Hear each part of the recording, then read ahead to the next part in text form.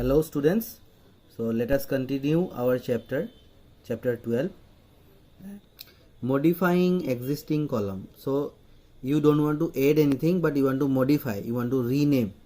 Sometime you will be trying to rename. So what you have to do, alter table, table name you have to write, from which table you want to modify you have to write, and then column name you have to write, new data type, whatever data type you want to enter. So in this way you can after where the column is, so everything you have to mention. Now here the query to change the data type varchar. So here data type, how you can change. So here everything is given. Now see modifying now. So data type if you are changing, that means before this one now, table name, modify name. Now here name, it is varchar 30. Earlier if you see, name varchar is 20. Can you see here? So this name is 20, but here we have modified it. The name data type is there, but the varchar is characters became 30. So in this way you can modify your column. So here also it is modified, you can see modify varchar here 50. Student remark, now in remark you see remarks, now it became 50. Earlier what was the remark? So remark was at the end and it was 30. Now you can see here you are getting 50 remark. Okay, and it is changed to the first place. So here first it is written, so it is changed to the first place. So next is renaming existing columns. Now to rename existing column, alter table, table name, change, then you have to write the old name, and then new column name, whatever new you want to write, data type you have to mention, and size you have to mention, and just press enter after writing this code. Okay, if you press enter, then you will be getting a new name. Now here example is shown here, so you can just see the example. Now you can also rename the existing column and shift it to the specific location within the table. Okay, so you can move the position of this. Earlier also I have shown, so you can move this location of the columns. So here if you see, alter table, table name, change, old name you have to write, change you have to, table name you have to write. After that, change what, which column you want to change, you have to write the name of the that column, new column name, and then data type you have to write, size, and then first if you write, it will go to the first place. Next is dropping a column. We can also say removing a column or record. I have written here record. So alter table, table name you have to write, then drop, then column you have to write, column name you have to write, and then your column will be deleted. So these are the codes used to delete the column. So alter table, student, drop remarks. So if you don't want any of this point or any of the column, you just drop remark. So here you see remark is removed, remark is not there, and here two columns, admin number is also not there, so it is also removed. In the previous one you see remark is there, admin number is there, but here this is the output. So if you use, so it will go. Okay, renaming a table. So if you want to rename a table, so alter table, old name you have to write, then you have to use the rename command, and then you have to write the new name. So here also it is given, no need to write to alter table, student, rename student details. So this table name was student, now it will become student detail. You can verify whether the existing table has been renamed or not by using show tables. So show tables command, when you write, you will get the tables in that database. So if it is changed, so you will get in this way. Next point is destroying tables. So sometimes we require to permanently delete a table along with its structure. The syntax for this command is drop table and table name. So if you use drop table, your table will totally, it will be deleted. add or delete constraint. Now here constraint, primary key and all, as you have read already, primary key, not null, null, those things are all constraints. So here also you can add primary key, it is a constraint. So you can add or you can remove a primary key. Okay, so here if you see, suppose you have created a table student without specifying any primary key. In such case, the following query, that is this one, will set the roll number field as a primary key of the table. So if you write alter table, means you want to make change in the table, you have to use alter table.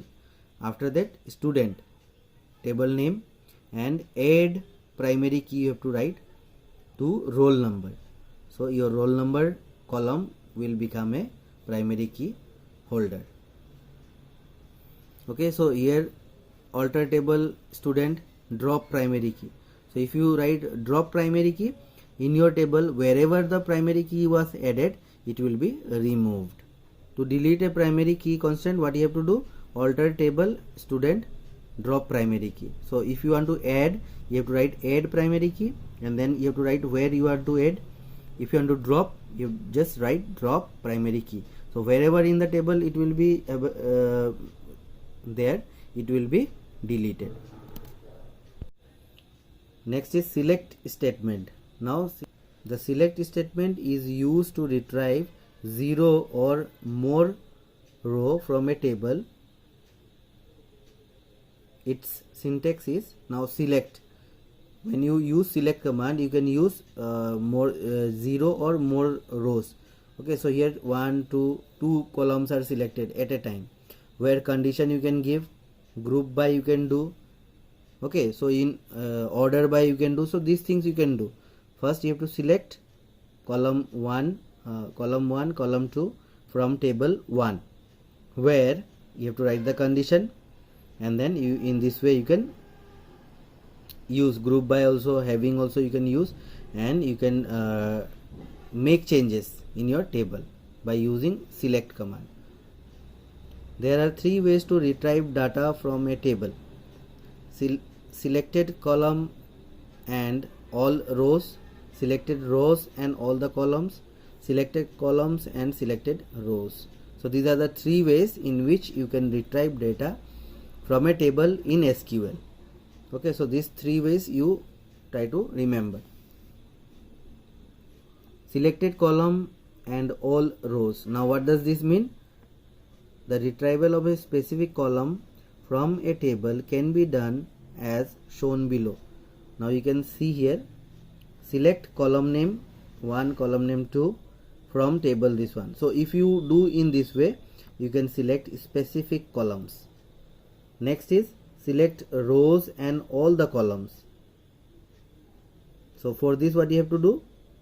Suppose that information in a particular student has to be retrieved from a table.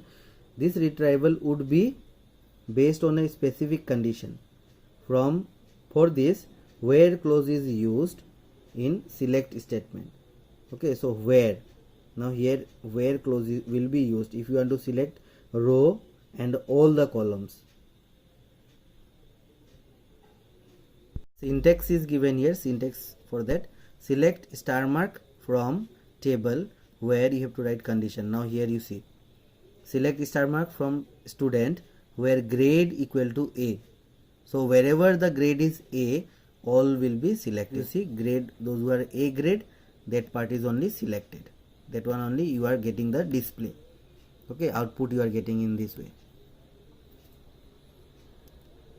Selected column and selected rows. Now select column 1, column 2 from table. Table name you have to write, where condition you have to give. Now you see, select roll number, grade from student where grade equal to A1.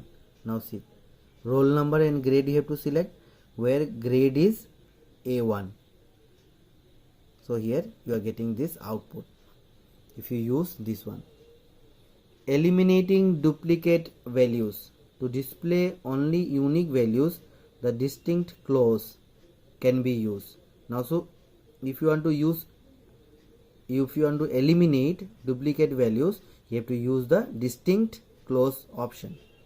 The distinct close scan through the values of the specified table column and display only unique value among them.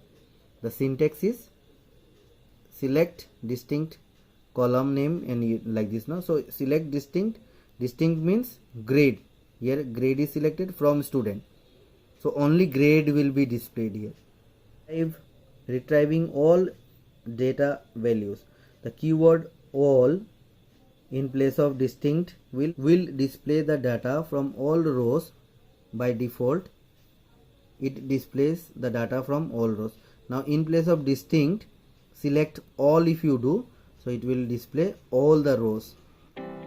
So this is the end of the video and this is the end of the chapter. Till page number 216 is in your syllabus. Hope the video was helpful. Thank you so much for watching and have a wonderful day. Thank you so much.